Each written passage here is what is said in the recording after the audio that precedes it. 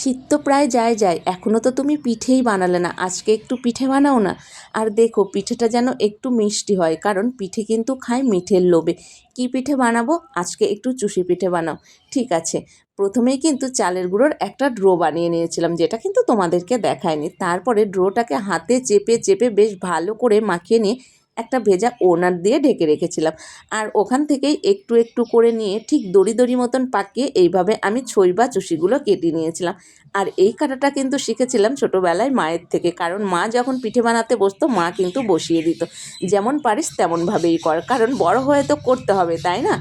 যাই হোক, পিঠে কাটা কমপ্লিট করে নিয়ে কড়াইতে আমি দুধ দিয়ে দুধটা ভালো করে ফুটিয়ে নিয়েছিলাম, আর ওর মধ্যে দিয়েছিলাম কিন্তু এলাচ আর তেজপাতা। দুধ ভালো করে ফুটে নিয়ে তারপরে কিন্তু দিয়েছিলাম আমি খেজুরের গুড়। খেজুর আর দুধ একসাথে বেশ ভালো করে অনেকটা সময় জাল করে নিয়ে তারপরে ওই কেটে রাখা ছইগুলো দিয়ে বেশ 7 থেকে 8 মিনিট ভালো করে জাল করে নামিয়ে নিয়েছিলাম। আর পিঠে যেহেতু মিঠের লোভে খায়, পিঠেটা একটু মিষ্টি করেই বানিয়েছিলাম। যাই হোক, পিঠে বানানো তো কমপ্লিট হয়ে গেল। পিঠেটা কেমন লাগলো বানানো অবশ্যই কিন্তু জানিও। আর যদি ভালো লাগে একটু ভালোবাসা দিয়ে সাপোর্ট করে পাশে থেকো। চলো আজকের মতো রাধে রাধে।